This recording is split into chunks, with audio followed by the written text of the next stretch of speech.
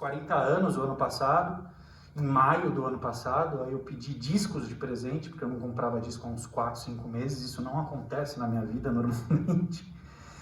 E aí, para nossa surpresa, o negócio foi ganhando corpo. A gente cresceu também significativamente. Aumentou o número de assinantes? Aumentou o número de assinantes, a gente teve que estruturar mais a história toda. Não foi tudo que foi um mar de rosas, mas a gente conseguiu crescer. Teve que contratar mais gente e aí tivemos aí essa grata surpresa do negócio se desenvolver nesse período maluco, assim. É louco, né? Também foi uma surpresa de que a coisa foi estabilizando, assim, né? Aumentou as vendas, então, um grande alívio, né? Queria saber, Liz e Iveson, o que vocês fizeram no início da pandemia com suas discotecagens e tal, como é que foi? Queria que falasse um pouquinho da sua live. A Liz tem a live A Hora da Aventura, que foi um sucesso aí durante a pandemia. Queria que vocês comentassem um pouco sobre isso. Como é que foram o início da pandemia? Como é que foi o garimpo também? Como é que vocês compraram muitos discos? Fala sobre isso daí. Boa tarde para geral. Márcia, obrigada pelo convite. Prazer estar aqui com a Rafaela, com o Iveson. Bom, meu colecionismo, digamos assim, né? Meu foco quando eu faço um garimpo de discos é música jamaicana, né? Música reggae, todas as suas eras, desde a década de 50 até a mais recente. E já é assim um recorte, né? Dentro desse universo do mercado dos discos de vinil. Então, para mim, o início da pandemia ele foi meio surpreendente, porque eu diminuí o meu consumo de discos, né? Eu fiquei, né? Estava falando com a Rafael, eu fiquei 6 meses, fiquei praticamente o ano todo de 2020, assim, sendo mais criteriosa em relação ao garimpo, né? Adquirindo aquilo que eu realmente sabia que valia a pena, que eu queria muito, né? Numa relação ali de afeto mesmo sonoro, que é isso que me move quando eu compro um disco. E aí, a partir daí, bom, começou a pandemia, a agenda congelou, eu falei, o que eu vou fazer, né? Por sorte, eu tinha acabado de me mudar para uma casa que me dava mais liberdade de construir um estúdio, e aí vieram, né, as lives, né? Essa era das lives, a galera começou a fazer live, comecei a observar, entender o que eu podia fazer, né, dentro disso tudo, e aí eu montei o meu estúdio. E vi ali que a Twitch era uma plataforma de streaming que estava todo mundo abraçando e gostando, e comecei a investir também. Então, por um lado, a pandemia, assim, né? Não vou falar que ela foi boa, porque não foi boa para ninguém, mas ela me deu essa margem de tempo de eu ter um espaço para eu trabalhar, para eu crescer, né? Em relação, artisticamente mesmo falando, deixando meus discos mais bem guardados, mais bem cuidados, e também explorar ali esse repertório das lives, porque tem muito disco que a gente não toca na pista, mas é uma música, né, que a gente pode deixar rolando e tal, e a live me deu muito esse espaço, Hora da Aventura. E aí eu comecei a fazer a Hora da Aventura 2 vezes por semana. De terça-feira eu fazia 1h de 7, de quinta-feira eu tocava, sei lá, 5, 6 horas por noite, assim, toda semana. E aí foi uma válvula de escape também dessa angústia de pandemia. Toda semana eu ia lá, eu sabia que a galera ia estar lá, incentivando, comentando, doando também, né? O início da pandemia foi bem legal porque consegui monetizar de certa forma, tanto por doação do público quanto pela própria plataforma da Twitch, né? Quanto mais horas ali você ficava tocando, tinha uma margem de ganho. E é isso, né? E aí agora voltei a comprar discos, né? Mas muito também, assim, ainda no critério de coisas que eu gosto, que eu desejo, né? Às vezes brinco, eu falo que não é a gente que acha o disco, é o disco que encontra a gente, né? Então, quando o disco me encontra, não tem jeito, a gente compra, adquire e tudo mais, e também muito esse lance de discos de amigos, né? Principalmente nesse mercado da música jamaicana, tem outros colecionadores que também têm outras lojas de disco na internet. E a gente faz muita troca, a gente consegue fazer ali, né, uns negócios. Então eu fiquei ali nesse círculo mesmo, né? Olá pessoal, bom dia. Vou ser bem direto assim, em relação a isso, porque uma coisa que eu tenho percebido é que as redes sociais favoreceram muito o trabalho de quem faz venda, né, e compra de discos. As redes sociais acabaram facilitando essa via de contato, e quem de fato não soube se adequar a essa realidade de rede social, do campo da virtualidade em relação ao trabalho, acabou se afogando, né? Eu vi muito lojista que tinha 30 anos de casa ali na sua lojinha, bonitinho, e de repente a pandemia veio, e a dificuldade de saber lidar com rede social, de não saber escrever um e-mail, de não ter uma loja virtual, de não saber usar Mercado Pago, não saber usar Mercado Livre, não saber o que é um Pix. Essas pessoas que não conseguiram se atualizar, elas acabaram de fato tendo suas lojas fechadas, assim, não tiveram como se sustentar, porque de fato teve uma dificuldade de se paramentar nesse campo da virtualidade, né? Uma vez que eu não tenho mais a loja física, como é que eu vou fazer para ter tudo isso aqui mantido, né? Como é que eu vou conseguir manter as minhas vendas? Como é que eu vou conseguir manter a minha clientela se eu não conseguir fazer essa transição, né? Do campo do contato físico para o campo da virtualidade? Quem soube manejar isso muito bem, de certa forma, conseguiu não se afogar, né? Mas quem realmente tem dificuldade de trabalhar com esse campo da virtualidade teve esse problema, assim. Eu vi muita gente quebrar, muita gente tendo que abrir mão da alocação dos seus veículos, dos seus locais de trabalho, e de repente ficar ali esperando uma feira acontecer para poder voltar a trabalhar, né? Inclusive muita gente que eu deixei de visitar as lojas porque as lojas não existem mais, eu acabo reencontrando nas feiras, nos estacionamentos. Então é a forma que eles têm de poder manter o trabalho ali ativo, mas é um trabalho difícil, porque disco nunca foi essencial, né? Na minha família, essa coisa de comprar disco, colecionar disco, era uma coisa que não era entendida, não era compreendida. Pra que tanto disco? Por que você compra disco o tempo todo? Pra que tanto disco? Então era uma coisa que eu não sabia entender, não sabia explicar de maneira exata, mas hoje eu consigo explicar melhor. Você comprou muito disco?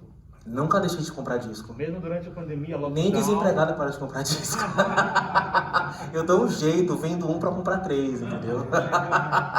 Mas eu acho que, para mim, o fato de fazer home office, ter um outro trabalho que não é voltado à música, me fez ter mais tempo de poder até me dedicar mais aos outros LPs que eu tinha em casa, de fazer redescobertas, um LP que eu não ouvia, comprei, não ouvi, e ficou ali parado anos esperando a chance de ser redescoberto, e aí o tempo de poder reorganizar os meus títulos, comprar plásticos novos, e aí foi. É isso que eu imagino, que acho que Na pandemia, muita gente aumentou a conexão espiritual com a música. Sim. Né? Então isso que você está falando é muito importante. Você teve mais tempo de se conectar e de redescobrir a sua própria coleção. Sim. Tá vendo? Incrível. Continua. E com esse campo da discotecagem, é uma coisa que eu fiquei muito pensando assim, como é que vai ser, né? Uma vez que a gente não tem mais... Eu vi muitos bares fechando, locais como o Boteco Prata do Dia, que foi uma grande casa, você já tocou lá, conhece. Esse campo da discotecagem, descobrindo na Discopédia, na República. Então, todos esses locais que eu estava ali, junto com os DJs, aprendendo com eles e bebendo naquelas fontes, né? Porque às vezes você vê o direito discotecar, é a sua fonte de pesquisa também. Você vê o direito trabalhar, também é a sua fonte de pesquisa.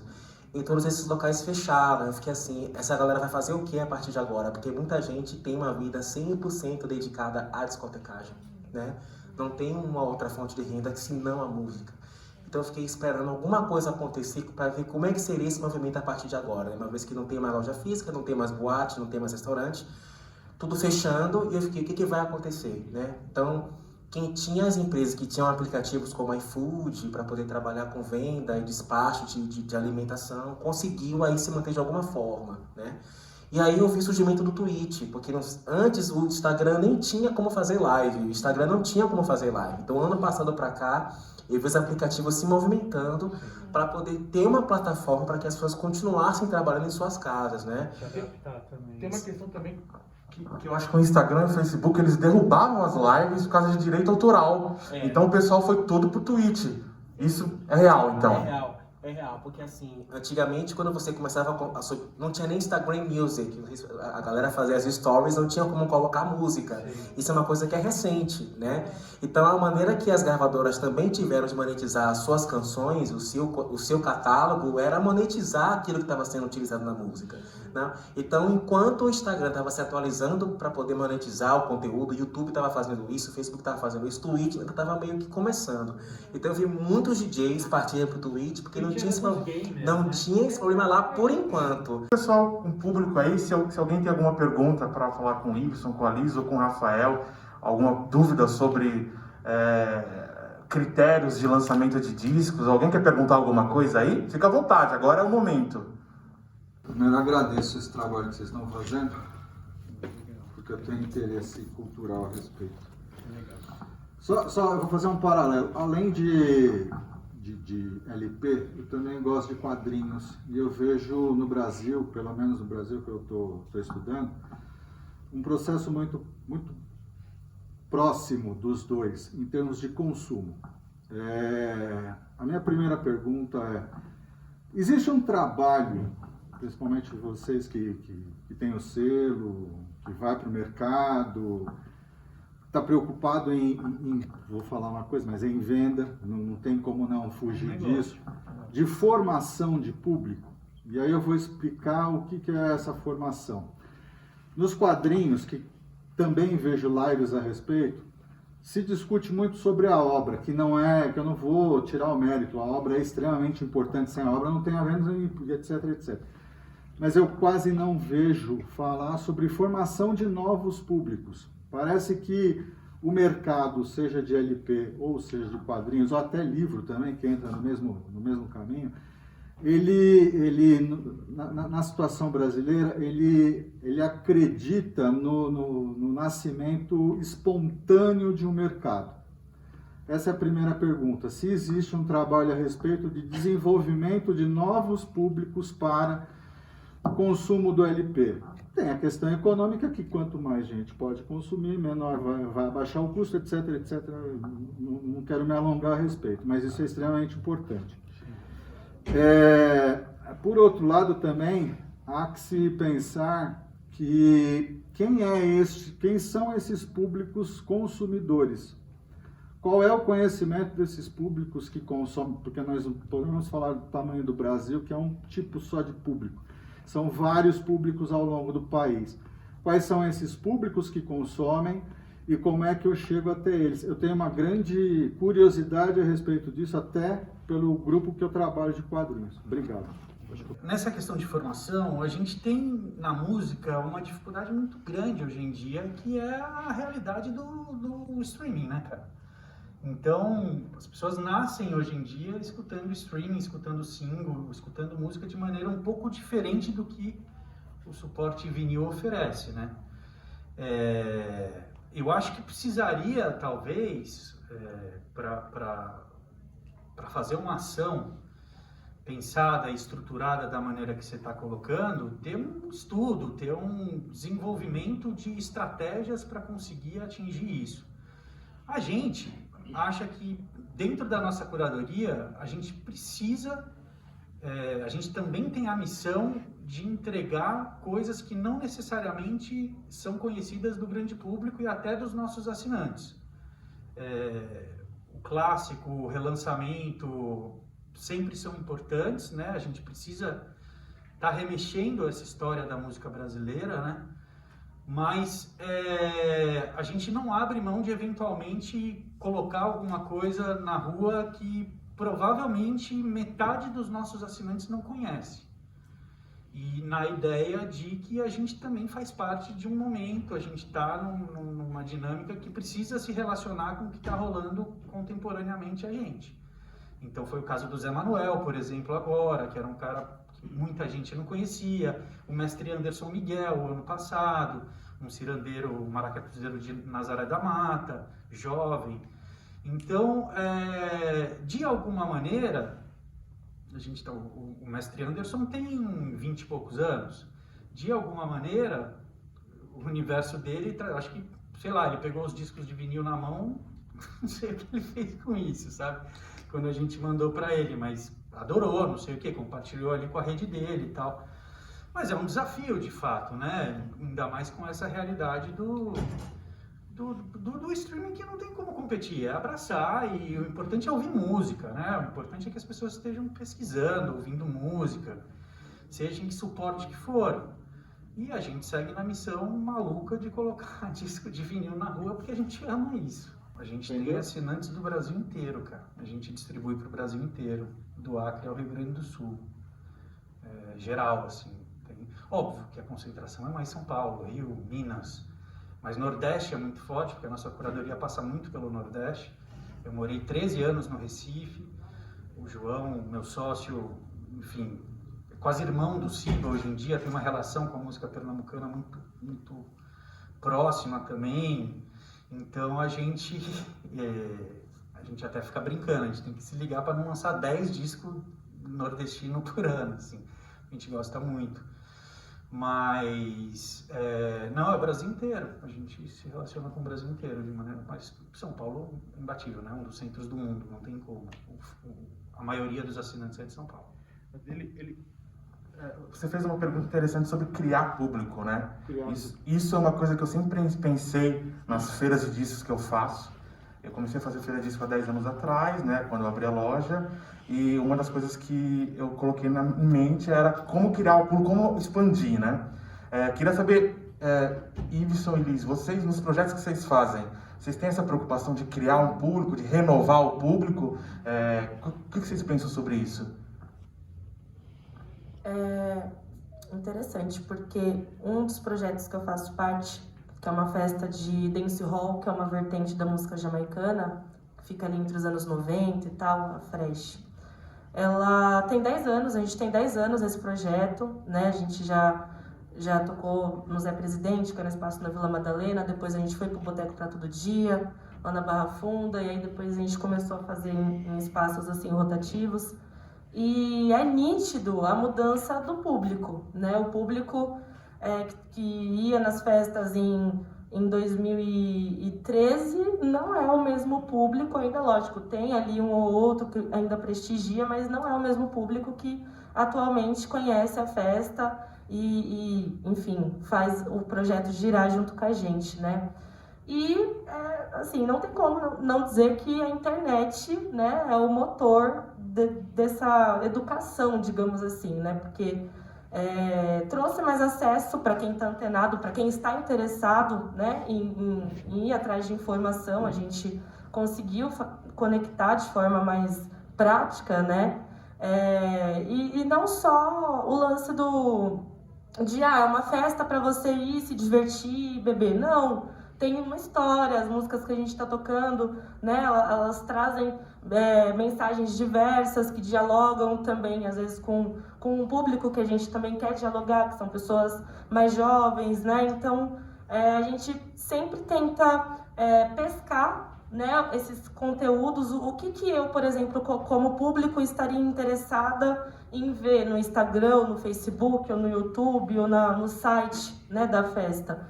Então, a gente sempre faz esse exercício, né, para ver se flui, se dá resultado e tem dado, assim, né, porque a música é o nosso principal, né, a nossa principal característica do projeto, mas ela vem acompanhada de moda, né, de dress code da festa, da época, né, de visual, então a música ela abraça todas as artes, né? Então se a gente consegue criar essa energia, que é um processo, né, não é da noite para o dia, não é fácil também entender também que a pessoa estaria interessada em saber e criar essa relação com a gente, né? Então é meio que por aí que a gente tenta fazer. Fora né? a história da música já. Exatamente. Quem for se interessar é um universo que é infinito. E vai entender mais a sua dinâmica ali. Exatamente. Isso, exatamente. tal, e por aí. Exatamente. Então são vários reflexos políticos fortes, né? Então tem muita coisa aí que dá pra gente, né, pescar e difundir, né? Que é essa missão também, além de só ir lá tocar o disco e tal, e tirar foto, postar, não, tem todo um embasamento, exatamente, é cultural mesmo, né? Manter a chama acesa. Exatamente. Eu acho que nesse trabalho de formação de público, eu acho que quem faz o trabalho que trabalha com cultura, que trabalha com produção de cultura, tem que ser muito teimoso. No sentido de ser teimoso e acreditar que seu trabalho é bom.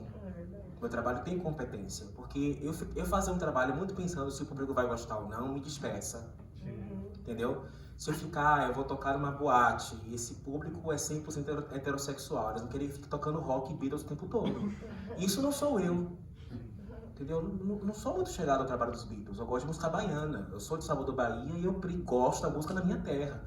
Então, assim, eu não gosto de me colocar nesse lugar de ser um trabalho de serviço social, onde tem que fazer um trabalho que agrade todo mundo. Não.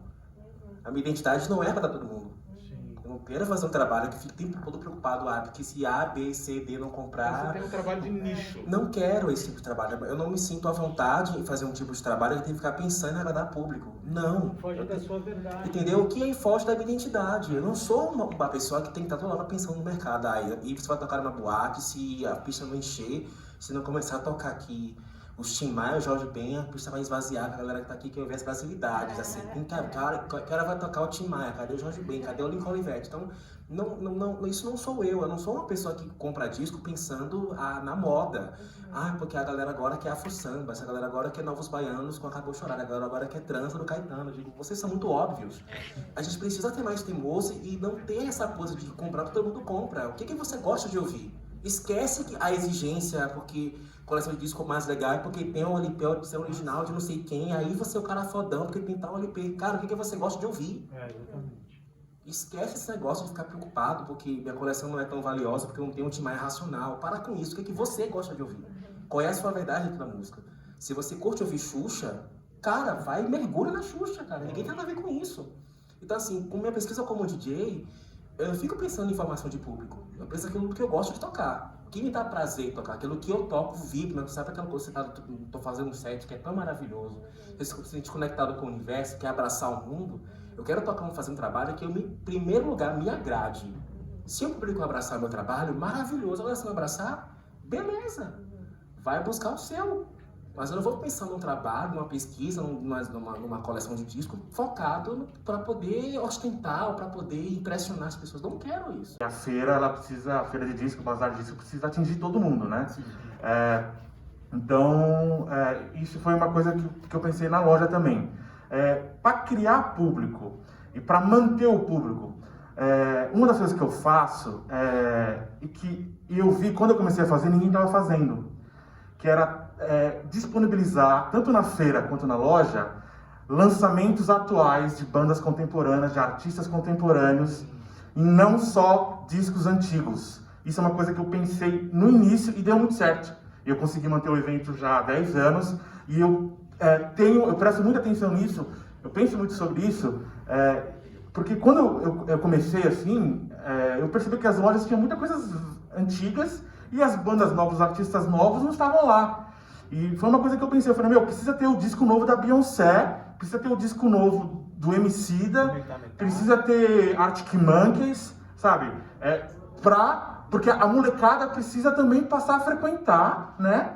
O público jovem precisa passar a frequentar o evento. Eu não quero que o Bazar de Discos seja um evento somente para os pessoal cinquentão, sei lá.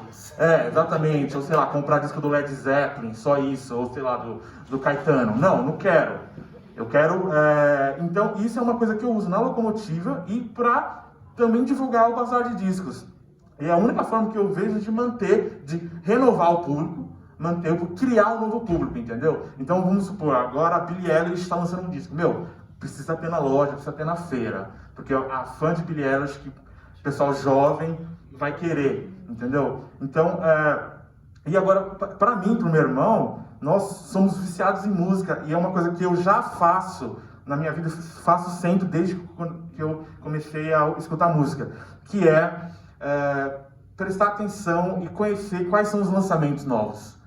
Toda semana eu tenho os sites que eu entro lá, que eu vejo o que está sendo lançado, eu presto atenção, isso é legal trazer, precisa trazer para a loja, precisa ter na feira. Eu já faço isso naturalmente na minha vida antes de eu ter loja. E então, assim, a locomotiva, a gente tem realmente essa característica, a gente quer trazer a novidade. Vai ter o relançamento, vai ter... Às vezes eu compro lotes de discos antigos também, eu compro coleções, tem também, entendeu? Mas a gente tenta agradar a todo tipo de público, porque, né? Nesse caso faz sentido. Sim, sim, Não, sim. e para os selos, né? Isso foi extremamente importante. Assim. Vale falar, não é missa de corpo presente não, mas a Locomotiva foi a principal loja da história do Assustado. A Livraria Cultura chegou junto um período, mas foi um período, e de resto foi a Locomotiva, porque é isso, né? A gente estava lançando o novo do Lucas Santana, estava lançando o Bill Greasy, que é um cara da periferia do Recife, estava lançando o Juliano Holanda, que é um puta compositor pernambucano que ainda não fica muito nas produções tal, e acaba não tendo a exposição que merece. E a Locomotiva sempre chegou junto. E isso é uma prática de poucas lojas, no final das contas. Na verdade, E se espelha a personalidade minha e do meu irmão. A gente quer saber dos lançamentos porque a gente quer escutar. A gente é ansioso para escutar os lançamentos. E queremos que os selos lancem as coisas novas para ter na loja. Isso foi uma característica da Locomotiva desde o início e atraímos muita gente legal, como você e outros selos, outras gravadoras aí para tá. Mas isso é uma característica nossa da loja, né? E falando de gibi, quadrinhos, né? Eu também acho que, por exemplo, para manter o público, renovar o público, precisa ter os lançamentos de quadrinhos, né? Precisa estar com as novidades sempre ali. Eu acho que é só dessa maneira que a gente vai estar... vai conseguir... Novos talentos dentro do campo. Vai manter o evento, vai manter a cultura, chama Cenas da Cultura, entendeu? E é isso. Queria ver com o Rafael uma curiosidade minha. Qual que é o critério de vocês lançar discos no 3 selos? Musical, porque às vezes você esbarra em direito autoral, às vezes você quer lançar alguma coisa, mas você não consegue. Então, conta um pouco pra gente sobre isso. Cara, o desafio começa entre a gente, né? Porque agora sou eu e o João, mas éramos eu, o João e o Fred nos 2 primeiros anos. Então já começa dali, né? São 3 cabeças que vão para vários lugares, né? Normalmente eu sou o cara mais romântico, que gosta mais das coisas e é apaixonado pelos discos, pelos artistas e tal. Então acabo trazendo uma leva muito grande de coisas para essa discussão. O João já é um cara mais focado no negócio, um cara que pondera mais, pô, Rafa, mas você acha que faz sentido, tem mercado? A gente fidelizou ali 700 pessoas hoje em dia no sistema de assinatura, então a gente não pode deixar de olhar para isso. Tem 700 assinantes. Uau, um número bem considerável. Então não dá para... qual que é a tiragem dos discos? Então, a tiragem varia. Esse ano a gente fez entre 1.000 e 1.500. Porque vocês vendem por fora também. A gente não vende por fora de maneira... os avulsos, fora da assinatura, sim, vende avulso também. Então é sempre um grande desafio, né? E aí a gente precisa levar em consideração que a gente tem, de alguma maneira, uma linha de curadoria ali que as pessoas criam alguma expectativa em cima disso. Ao mesmo tempo, a gente acha que a gente também tem a missão de, eventualmente, colocar um título que a gente acredita e tentar surpreender de alguma maneira. A gente está cada vez mais conseguindo se aproximar das gravadoras e conseguindo licenciar as coisas clássicos como a Cátia de França, a própria Rosinha desse mês, que são discos que a gente é completamente apaixonado e, estamos muito felizes a Cátia de França foi um presente na minha vida. Eu criei uma relação com ela, assim, que, tô louco para poder encontrar com ela. Vai ter o segundo disco dela? Cara, não tem nada planejado nesse sentido, mas... a Cátia de França merece um mundo, né, cara? Ela é incrível. E a relação com ela é um ser humano maravilhoso, assim. Eu aprendi muito nessa história com a Cátia de França. Então, é sempre um grande desafio acertar tiragem, por exemplo. A gente erra pra caramba, a gente errou muito para menos. Muito mais para menos do que para mais. Então é sempre um desafio tentar equilibrar. E tem disco que você vai passar, isso aqui vai dar tudo certo e tal, nada. Tem disco que você vai falar, esse aqui vai ser, acho que, sei lá, a galera vai estranhar, tal, rola pra caramba e tal. Então a ideia é essa, e a gente, o ano que vem, talvez faça uma curadoria, pelo que está indicando, um pouco mais aberta ainda do que a gente está trabalhando, porque tem muitas coisas que a gente acredita. E é isso também, cara, não tem como trabalhar com um produto que você não acredita. Sim. Né? Essa história toda começa no nosso amor pela música. Sim, também, exatamente. Então não tem como não saber falar do artista que você vai lançar, não tem como... Então, começa por aí. Tudo que está no Três Selos e tudo que está no Assustado, eu adoro, e, enfim. Então, a gente super aceita sugestões. Mandem sempre sugestões, é importante. É importante. Eu tenho uma sugestão. Maravilha, mano. Chega aí, fala aí, Vinícius. Então, eu sou DJ, também pesquisador musical. Tenho uma pesquisa de música do norte, morei nos últimos anos para lá. Inclusive, depois eu vou te mandar um som de um maestro de lá que vai até na linha um pouco da Rosinha Valença, o Adelson Santos. Mas é interessante essa pergunta que você falou, a formação de público, porque eu entendi dois públicos aqui.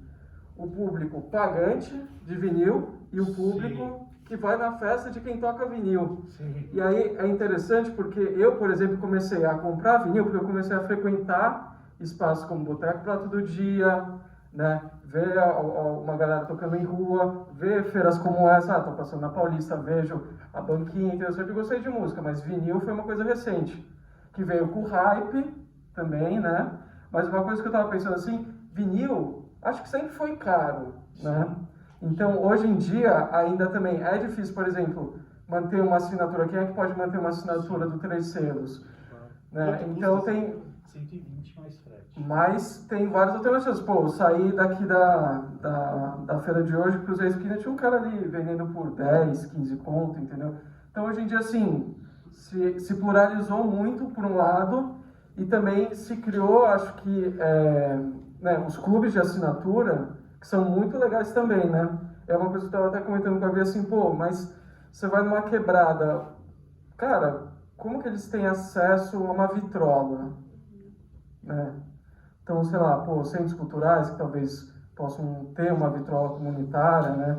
Porque se, né, eu não gosto dessa palavra, se gourmetizou, talvez teve um hype em volta do vinil, né? A gente conversa pra crianças, pô, sabe, disquinho de criança que agora vai valer R$500, sabe, por conta de uma música. Então, assim, esse público é muito heterogêneo, eu acho. Então, é difícil realmente de captar, né? Lógico, a curadoria de vocês é bem interessante, porque pega uma nova cena, mas, pô, tá pegando uma Rosinha Valença, tá trazendo à tona, né? Então, né, pensar em todo esse caldeirão para restringir, né, esse público, eu acho muito difícil, né? Muito difícil mesmo. É muito plural, nossa. Sim. Eu queria... Você ia falar? Não, eu só queria fazer um adendo do Vinícius, né? Tava falando. Isso. Por exemplo, eu fico pensando, né? Quando ele fala, pô, sei lá, quando eu vou numa quebrada, o disco, vitrola, eu sempre volto, né? Numa época que eu não vivi, mas, enfim, gostaria muito de ter nascido, porque era pra ter pego os bailes, né? Da Chic Show, né? Da Cascatas. Eu fico pensando, pô, Racionais, como que o Carly J começou a ser DJ, né? Lá na quebrada dele, como...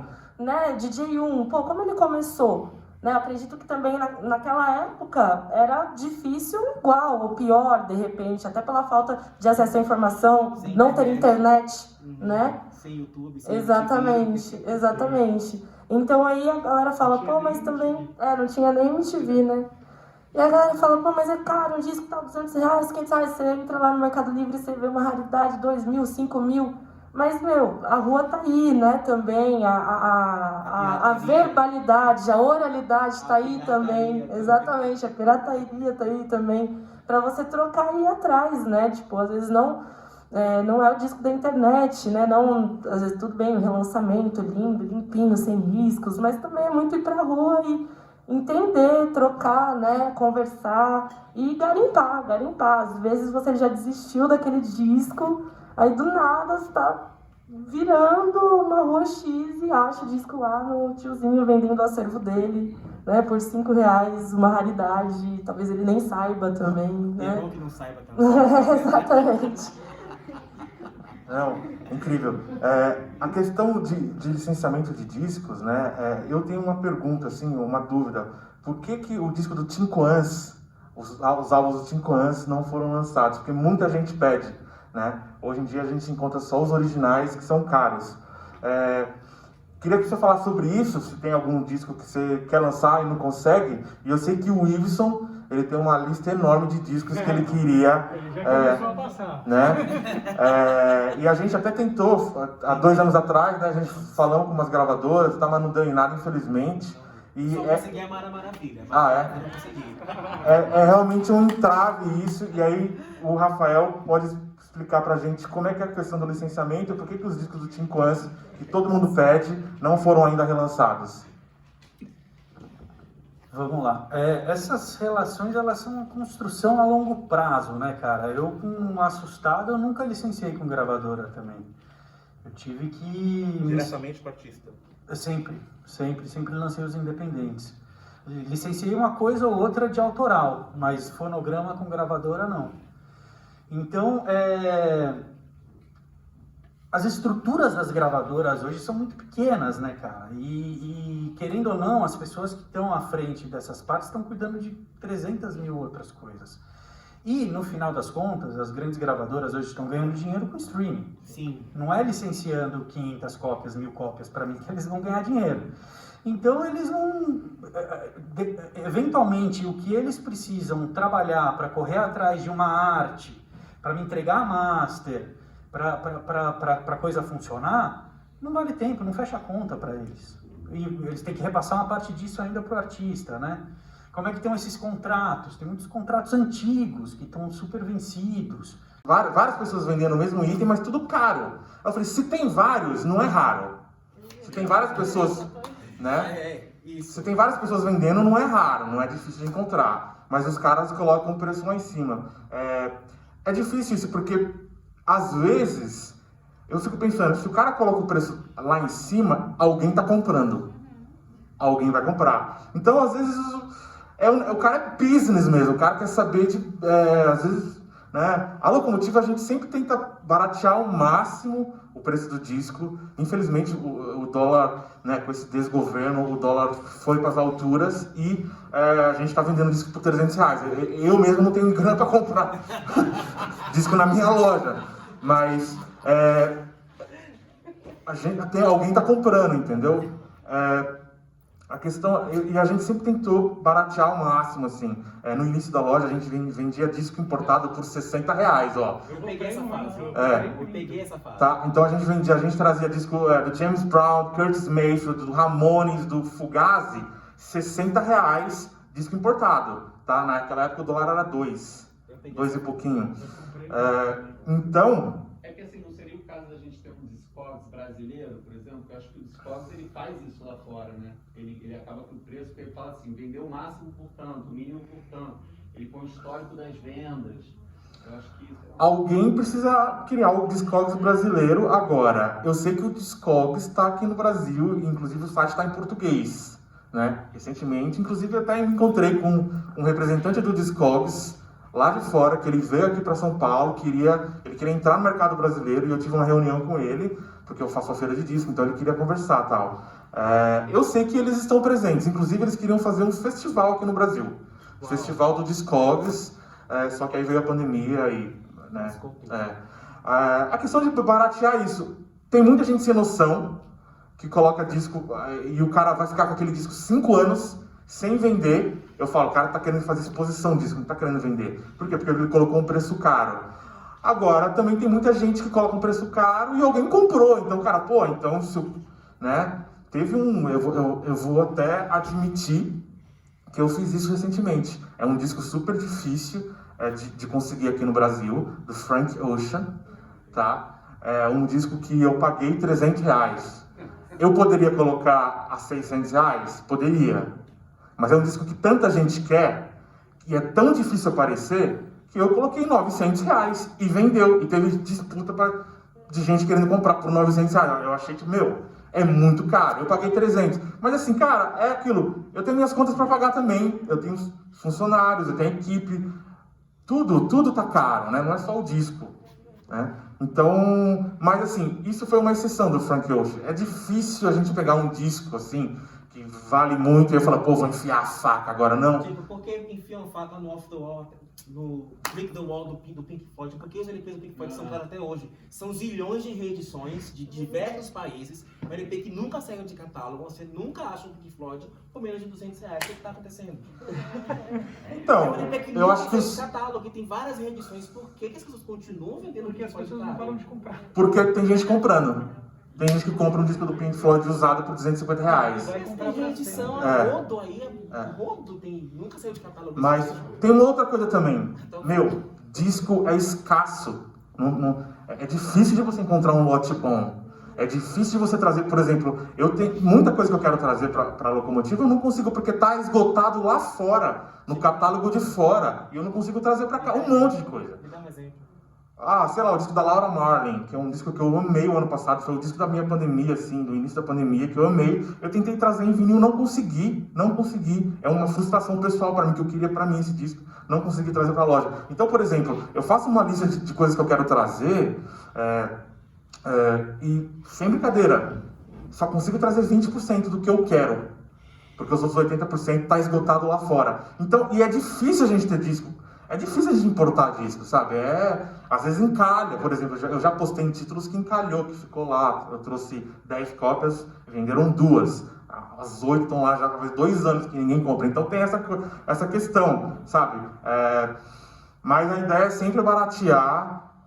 Infelizmente o dólar tá muito difícil, assim, tá realmente difícil de você de trazer. Mas é aquilo, é difícil de você encontrar disco de você ter um acervo bom, assim, de você ter um catálogo bom, é muito difícil. Isso envolve muita pesquisa, envolve sorte, envolve de pessoas te oferecer um lote, sabe? E aí você ir buscar o lote.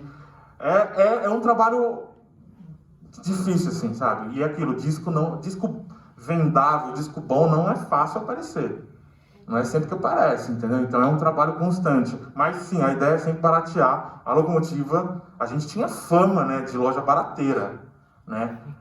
É verdade, a gente tinha fama. Inclusive algumas lojas ali do centro reclamavam que a gente, pô, vocês estão vendendo barato demais. Eu falei, cara, mas pô, é o meu preço. Você quer vender caro, vende caro. Eu prefiro vender barato. Chegou a ter uma situação assim. Agora, a partir do momento que tudo ficou caro, o disco também ficou caro. Tá? Não é só o disco, sabe? Tudo tá caro. Então tem isso, sim. Essa forma de barateiro eu peguei por causa... Acho que nós conversamos sobre isso, do LP que chega na sua loja, o tipo LP do... Qual foi o LP que eu comprei na sua loja? Que assim que chegou, o LP sumiu. Tipo, chegou assim, umas 5 cópias uma tarde. Foi o Tony Tornado, não foi que eu comprei na sua loja? Tony Tornado, Isso. Você repensar o preço, que foi uma loucura. Isso. Não, e o que aconteceu também, às vezes, se eu coloco muito barato, outros lojistas vão lá e compram para revender mais caro.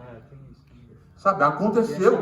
Acho que aconteceu isso com o Tony Tornado. Aconteceu de eu trazer um determinado título, 10 cópias. Aí a loja foi lá, pegou as 10, cara.